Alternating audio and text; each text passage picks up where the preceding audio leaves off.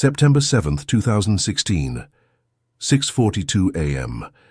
The charred remains of what had once been a human body lay twisted among the smoldering debris of a construction site outside Pine Rapids, Wisconsin.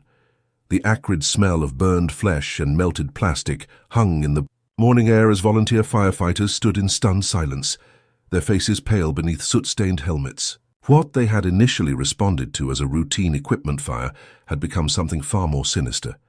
The victim had been male, middle-aged, burned beyond recognition in what appeared to be an industrial accident gone tragically wrong. A contractor's truck sat nearby, its metal frame twisted by intense heat, and scattered tools suggested someone had been working late into the night when disaster struck. The local fire chief would later tell reporters that Tom Wells had probably died doing what he loved most, working with his hands, building something that would last. But to understand how Tom Wells came to meet such a violent end, we must travel back 3 months earlier, to a time when the summer sun still painted Lake Minnetonka in shades of gold, and possibility seemed as endless as the Wisconsin sky. Jason Wells lay beneath a rusted Ford pickup in his cramped garage, the steady rhythm of his wrench creating a metallic symphony that had become as familiar as his own heartbeat. At 28, grease-stained coveralls and motor oil under his fingernails were badges of honor for a man who preferred engines to people. His quiet intensity suggested someone who found meaning in fixing what others had broken. The memory always came during these solitary moments, 8 years old, standing in dress shoes on rain-softened cemetery earth. His mother's small white casket seemed impossibly large, the sea of black umbrellas making the world dark and incomprehensible. Everything blurred except his father's calloused hand, wrapped around his small fingers. Tom Wells had been Jason's entire world after that funeral. At 32, suddenly widowed with a grieving son, Tom rose to the challenge with determination. "Son," he'd said, walking away from the grave, "sometimes life breaks things that can't be fixed, but that doesn't mean we stop trying to fix what we can." Those words shaped Jason more than any formal education, guiding him through the quiet years of building a reputation as someone trustworthy with problems and secrets. 20 years later, Tom Wells still carried himself with easy confidence. At 52, silver-templed with sawdust-squinted eyes, he remained the kind of man who could walk into any room and become its center of gravity. His construction business had grown from a one-man operation to a respected company with dozens of employees and a reputation spanning 3 counties. Tom's charm was his greatest asset and most dangerous weakness. He possessed the rare ability to make everyone feel like the most important person in the room. Waitresses knew his coffee order, bank tellers brightened at his arrival, and women of all ages lingered in conversations that should have been brief and professional. There had been other women over the years. Tom was too handsome and lonely to remain celibate in 2 decades of widowhood, but these relationships stayed casual, never threatening the careful balance with Jason. Tom understood his son needed him constant, reliable, unchanged. Romance was brief luxury, family was forever.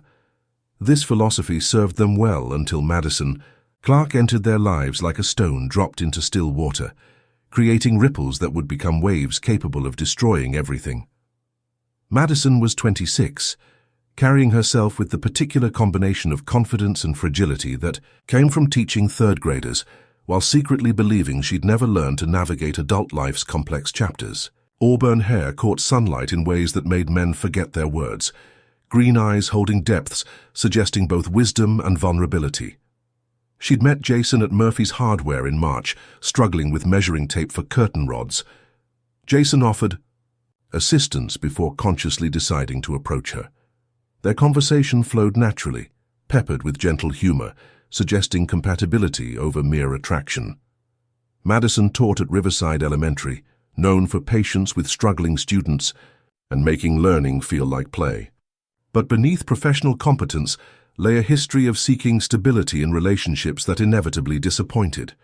Her father had left when she was 12, walking out one Tuesday morning with nothing but a kitchen table note and 3 phone calls worth of promises.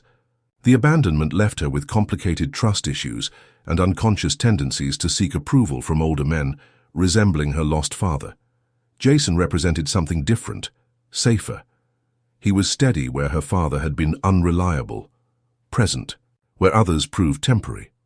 When he proposed on their anniversary, presenting his grandmother's simple gold ring in the same hardware store where they'd met, Madison felt something she'd never experienced, certainty that she'd found her place in the world. The decision to spend summer at Tom's lake house seemed like a gift when he suggested it over dinner at Mario's Italian restaurant. Red-checkered tablecloths had absorbed decades of conversation.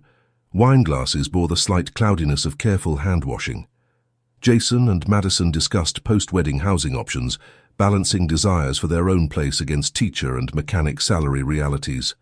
"Why don't you kids stay at the lake house for summer?" Tom suggested, refilling Madison's wine glass with casual attentiveness characterizing all his female interactions.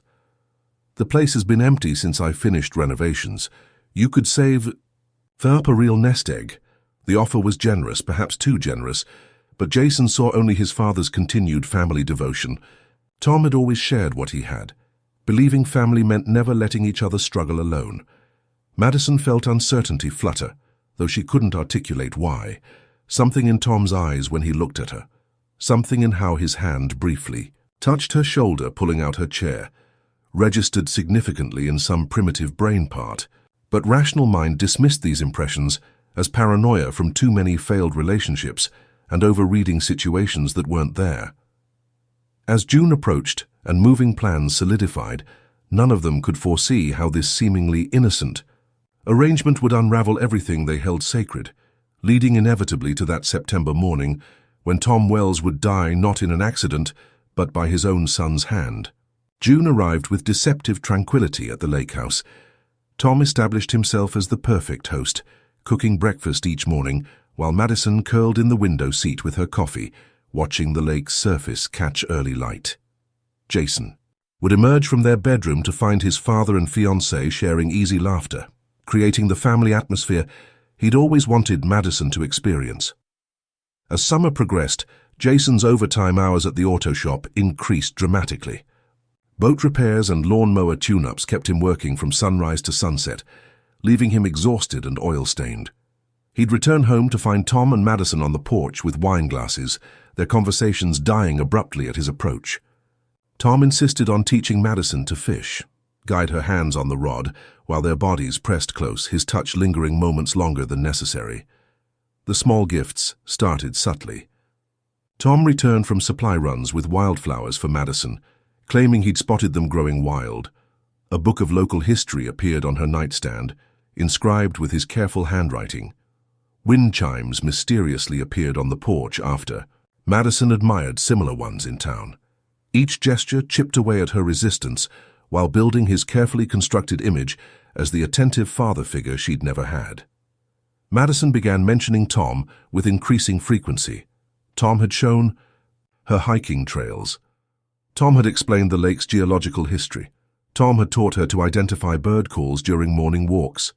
Jason noticed but dismissed his growing unease as jealousy over his father's natural charisma, never recognizing the systematic seduction unfolding under his nose. Madison's vulnerability became apparent during late-evening conversations when exhaustion lowered her emotional defenses. She spoke of her father's abandonment when she was 12, walking out one Tuesday morning with nothing but a kitchen table note and broken promises. The abandonment had left her with complicated trust issues and an unconscious hunger for approval from older men. Tom listened with practiced sympathy, positioning himself as the understanding protector she'd always craved. The wine night happened during the third week of July. Jason had collapsed on the couch after a 14-hour workday, his body surrendering to exhaustion. He woke briefly around midnight to find voices drifting from the kitchen. Through the doorway, he could see Tom and Madison at the small table, an empty bottle between them, their heads bent close in intimate conversation. Madison spoke of never having a father figure who actually listened, her voice thick with wine and emotion. Tom responded with calculated gentleness, his hand covering hers as he spoke of how special she was, how Jason was lucky to have someone so remarkable. The thunderstorm arrived on a sweltering Tuesday evening in late July. Jason had been called, away for an emergency tow, leaving Madison alone as the sky opened with biblical fury. She'd been reading when the power failed, lightning illuminating the bedroom in stark flashes. Tom appeared with a flashlight and manufactured concern, claiming worry for her safety during the outage. They moved to the living room, where Tom built, a fire ostensibly for comfort. Madison curled in the armchair with a blanket, while Tom positioned himself close enough that his presence felt both protective and dangerously charged. She confessed her childhood terror of storms, memories of being alone while her father worked and her mother slept. Tom seized the moment, positioning himself as her shield against both the storm's fury and her emotional vulnerability. When lightning struck close enough to rattle the house, Madison instinctively reached for him. Tom's arms encircled her, his touch initially comforting but quickly becoming predatory. As the storm raged and the fire burned low, he pressed his advantage. The kiss felt inevitable to Madison's wine-clouded judgment, her resistance crumbling under his manipulation, and her desperate need for paternal affection she'd never received. What followed was swift and devastating. Tom's practiced seduction overwhelmed Madison's defenses completely. In her vulnerability and confusion, she surrendered to something that felt both shameful and intoxicating. The encounter was brief, but life-altering, leaving Madison with immediate crushing guilt and the terrible realization of what she'd allowed to happen. 1 week later, Tom cornered Madison at his construction site during what should have been an innocent lunch delivery. The workers had left early, and Tom made his move with calculated precision. He claimed she owed him after leading him on, that she couldn't start something and pretend it hadn't happened. Madison's protests fell on deaf ears as Tom's charm turned coercive, his paternal facade dropping to reveal something predatory and demanding. The second encounter was even more devastating than the first, driven by Tom's manipulation and Madison's paralyzed guilt. Afterward, Madison felt overwhelming shame that consumed her thoughts completely. She cut off all intimate contact with Tom, avoiding him whenever possible, and speaking only when Jason was present. The guilt manifested in dramatic mood swings she couldn't hide. She became withdrawn, jumping at unexpected sounds, unable to meet Tom's eyes during family meals. Her appetite disappeared, and dark circles formed under her eyes from sleepless nights, replaying her mistakes. Jason noticed the changes, but attributed them to wedding stress and summer heat. Madison's sudden aversion to physical intimacy puzzled him, but he reasoned that the heat and planning pressures were taking their toll. He worked longer hours to save extra money for their future, never imagining that his absence had enabled his father's predatory behavior. Tom continued his daily routines as if nothing had changed, satisfied with his conquest and confident in his control over the situation. He maintained his facade of the caring father-in-law while watching Madison's guilt-ridden transformation with quiet satisfaction. The perfect summer had become a nightmare of manipulation and betrayal, setting the stage for discoveries that would destroy everything they'd built together. Madison's transformation was complete. The confident schoolteacher had become a nervous, guilt-ridden woman carrying a secret that threatened to destroy everything she held dear. Late August brought an oppressive heat that seemed to press down on the lake house like a suffocating blanket. Madison had been feeling nauseated for days, attributing it to stress and the relentless humidity. But when her period failed to arrive, and the queasiness persisted into its second week, a cold dread settled in her stomach that had nothing to do with morning sickness. She bought the pregnancy test during a solo trip to the pharmacy in town, her hands trembling as she placed it on the counter. The elderly Clarke's knowing smile felt like a spotlight illuminating her shame.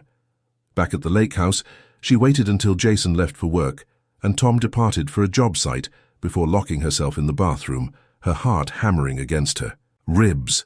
The 2 pink lines appeared almost instantly, confirming her worst fears. Madison sank to the bathroom floor, the plastic test clattering from her nerveless fingers. 6 to 7 weeks. The timing aligned perfectly with her 2 encounters with Tom, but it could just as easily be Jason's child from their intermittent intimacy during that same period. The uncertainty was a knife twisting in her chest, making it impossible to breathe. She spent the morning curled on the bathroom tiles, alternating between silent tears and dry heaves. By the time she heard Jason's truck in the driveway that evening, she had composed herself enough to attempt normalcy, but the pregnancy test remained clutched in her palm like evidence of her guilt. Jason found her in their bedroom, sitting on the edge of the bed with her shoulders shaking. His immediate concern transformed to confusion as he noticed the plastic stick in her hand. His face lit up with pure joy as recognition dawned, and he moved toward her with arms outstretched, ready to celebrate the news they'd been hoping for since their engagement. But Madison's expression stopped him cold. Her silence stretched between them like a chasm, and when he asked if the baby was his, her inability to answer spoke volumes. The joy drained from his features, replaced by a dawning horror that made Madison's stomach clench with fresh waves of nausea. The confession spilled out of her in broken fragments. She told him about the thunderstorm night, about Tom's manipulation of her vulnerability and fear. She described the second encounter at the construction site, Tom's coercive demands, and her own paralyzed compliance. Jason listened in absolute silence, his face growing paler with each revelation, his hands clenching and unclenching at his sides. When she finished, the silence stretched endlessly. Jason stared at her as if she were a stranger, his breathing shallow and rapid. He left the room without a word, and Madison heard him pacing the living room until the early hours of morning, his footsteps wearing patterns in the hardwood floor. Labor Day weekend arrived heavy with unspoken tension. Jason announced his intention to take a solo fishing trip, claiming he needed time to think. Madison pleaded with him not to leave her, alone with Tom, but Jason's eyes held a coldness she'd never seen before. He packed his gear methodically, each movement precise and controlled, and left before dawn without saying goodbye. Tom arrived less than an hour after Jason's departure, his usual charm replaced by something harder and more demanding. He'd noticed Madison's recent behavior, her refusal to meet his eyes, her obvious avoidance of any situation where they might be alone. The pregnancy rumors had reached him through the small town's gossip network, and he wanted answers. Madison tried to retreat to the bedroom, but Tom followed, his voice growing louder and more insistent. He demanded to know if she was pregnant, if the child was his, what she planned to tell Jason. Madison's tears only seemed to inflame his anger further. He spoke of his rights as a potential father, his need to know whether he'd created a legacy or a liability. The argument escalated as Tom's demands became more aggressive. He grabbed Madison's shoulders, shaking her when she refused to give him the certainty he craved. She sobbed that she didn't know, that the timing made it impossible to determine paternity without testing, that she wished she'd never let any of it happen. Jason's fishing trip had been cut short by his inability to concentrate on anything beyond the betrayal eating at his soul. He'd spent less than 3 hours by the water before packing up and driving home, needing to confront the situation rather than flee from it. The house seemed eerily quiet as he pulled into the driveway, Tom's truck parked at an aggressive angle that suggested haste or anger. The heated voices reached him before he'd fully entered the house. Tom's raised voice carried down from the guest bedroom, demanding answers and threatening consequences. Madison's crying was audible even through the closed door, punctuated by her repeated refusals to discuss the matter further. Jason climbed the stairs with deliberate slowness, each step carrying him closer to a confrontation that would change everything. He found them in the guest bedroom, Tom looming over Madison, who cowered on the bed, her face streaked with tears and terror. The scene crystallized everything: his father's predatory aggression, Madison's victimization, the complete destruction of everything he'd believed about his family. Tom turned at his entrance, his face flushed with anger and something that might have been guilt. Madison looked up with desperate relief, but Jason's expression offered no comfort. The three of them formed a triangle of devastation, the truth hanging between them like a loaded weapon waiting to discharge. The magnitude of the betrayal hit Jason with physical force. This wasn't just adultery. It was the calculated destruction of his faith in the two people he'd trusted most in the world. The pregnancy uncertainty made it even worse. The possibility that his father might have created a child with his fiancée while systematically undermining everything Jason held sacred. Jason stood in the doorway, absorbing the full scope of the betrayal, his mind already moving toward solutions that would restore the balance of justice in his world. The confrontation in the guest bedroom lasted only minutes, but its aftermath stretched into hours of suffocating silence. Jason stood motionless in the doorway, his face a mask of stone as he absorbed the full scope of the betrayal. Tom's aggressive posture faltered under his son's cold stare, while Madison remained huddled on the bed, tears streaming down her face as she watched the two most important men in her life face each other across an unbridgeable chasm. Tom recovered first, his natural charm reasserting itself as he attempted to control the narrative. He spoke of Madison's seduction, her vulnerability that had drawn him in against his better judgment. He claimed Jason had been neglecting her, working too much, failing to see what was right in front of him. The words spilled out in a desperate attempt to shift blame, to make himself the victim of circumstances rather than the architect of destruction. Madison's horrified gasp at Tom's accusations was the only sound that broke Jason's terrible silence. She fled the room, her sobs echoing down the hallway as she locked herself in the master bedroom, leaving father and son alone with the wreckage of their relationship. Jason said nothing. He didn't argue, didn't shout, didn't even acknowledge Tom's increasingly frantic justifications. He simply turned and walked downstairs, his footsteps measured and deliberate.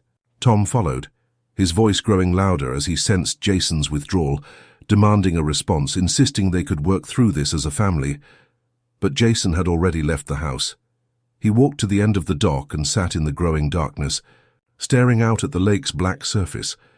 The water reflected nothing in the moonless night, becoming a void that matched the emptiness spreading through his chest.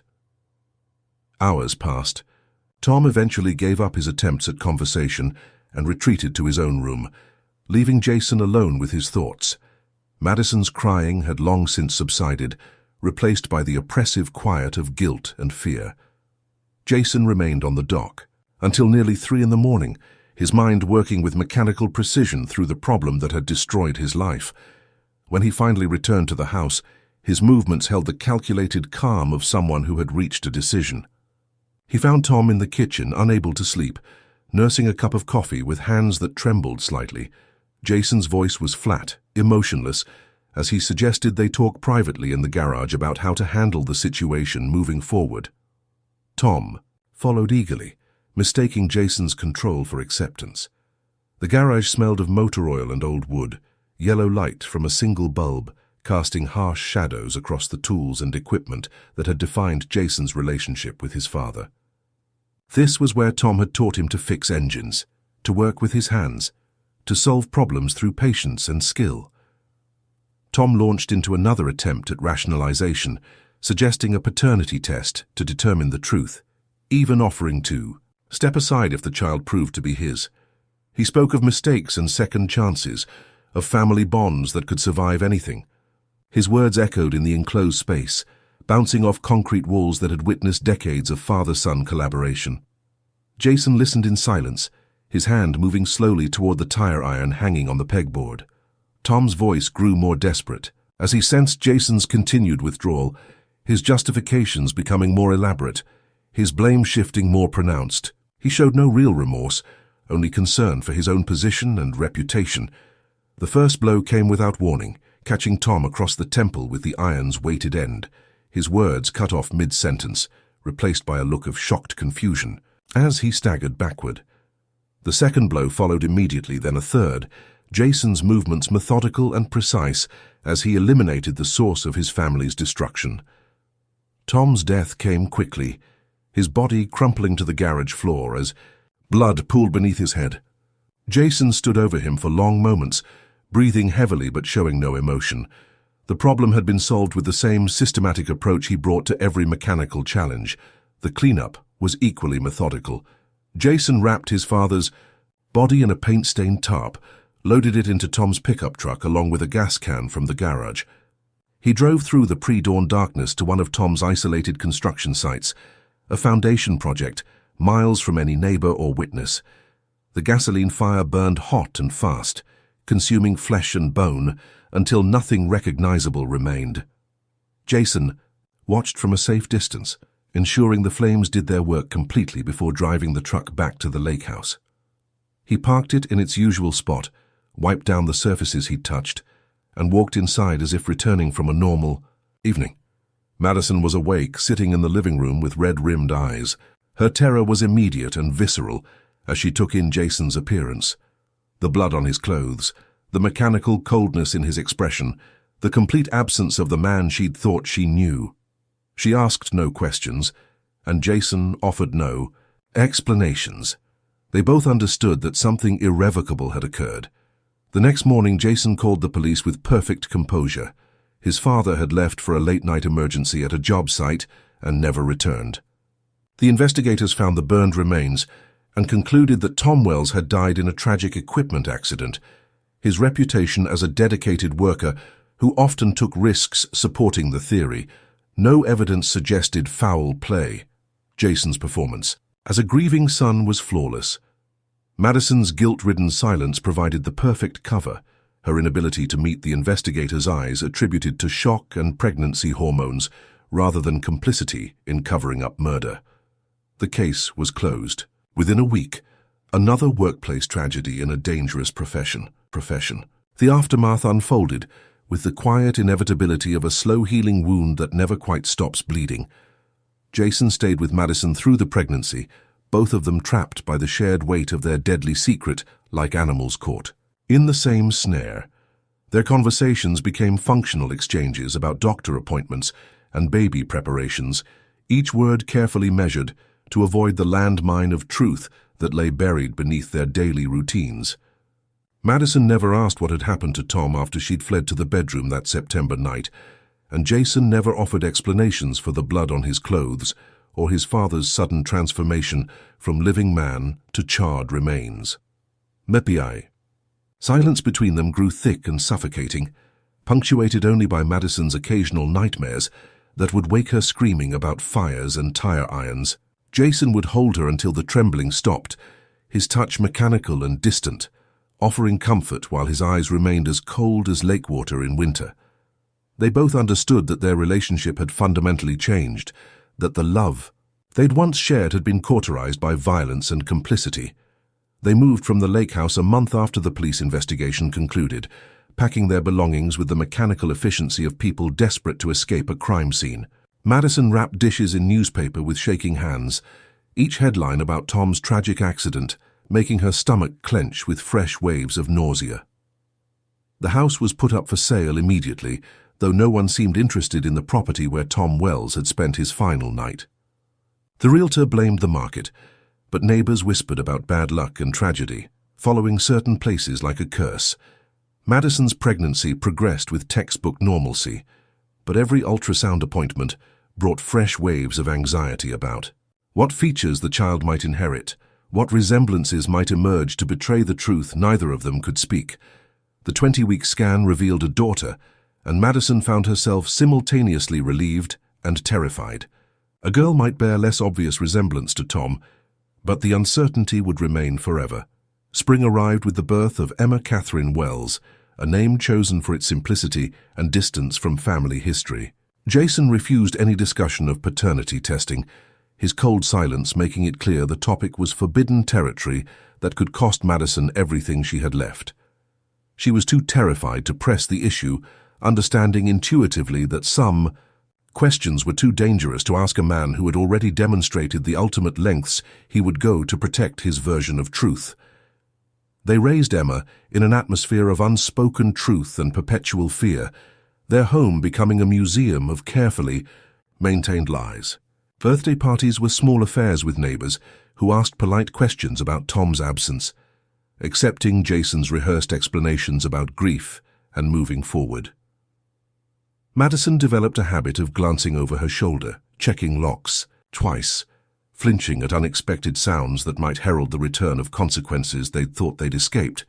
Jason's transformation was complete and irreversible. The quiet mechanic who had once fixed engines with patient precision had become something harder, more calculating, carrying the weight of justified murder with the same methodical approach he brought to every challenge. He showed no remorse for protecting his family's honor through ultimate punishment, viewing Tom's death as a necessary correction to an intolerable betrayal. In quiet moments, he would run his hands over the tools in his new garage, remembering the weight of the tire iron, the satisfaction of solving a problem that had threatened everything he held sacred. Madison's paranoid glances followed him through their daily routines, her fear a constant reminder of what he was capable of when pushed beyond his limits. She saw glimpses of the old Jason in moments when he played with Emma, but even his tenderness carried an undertone of cold calculation that made her skin crawl. She had gained a protector and lost the man she'd fallen in love with, trading one form of security for another that came with its own terrible price. Emma grew up in the shadow of hidden violence, a cheerful child whose laughter filled rooms that had once echoed with screams and confessions. She bore subtle resemblances to her grandfather that neither parent acknowledged, but both noticed with varying degrees of dread and recognition. Her silver-flecked eyes and Tom's distinctive smile appeared in family photographs, like ghosts haunting their carefully constructed normalcy. Neighbors commented on the resemblance to Jason's late father, never suspecting how close to the truth their casual observations came. The lake house stood empty for years, its windows dark and accusing against the Wisconsin sky. The dock where Jason had made his terrible decision rotted slowly into the water, while the garage where Tom had died became a refuge for mice and decay. Real estate agents eventually stopped showing the property, its history of tragedy making it unmarketable in a community that preferred to forget uncomfortable truths. Teenagers would dare each other to approach the abandoned structure on Halloween nights, spinning ghost stories that came closer to reality than they ever imagined. In Pine Rapids, Tom Wells was remembered as a dedicated contractor who had died. Working too hard, his reputation preserved by a community that valued hard work and family loyalty above uncomfortable questions. The annual memorial scholarship in his name helped local students pursue construction trades, his legacy sanitized and celebrated while the truth rotted beneath layers of community-sanctioned forgetting. Jason carried his secret with the quiet determination that had defined his entire life, the weight of murder settling on his shoulders like a familiar tool belt. He had solved the problem that threatened his family's honor, eliminated the source of their destruction with surgical precision. The burden sat easily on his conscience, justified by the magnitude of Tom's betrayal and the protection it afforded. His fractured family. In the darkest hours before dawn, when Emma's breathing was the only sound in their house of secrets, Jason would lie awake and feel not guilt, but satisfaction at a job well done.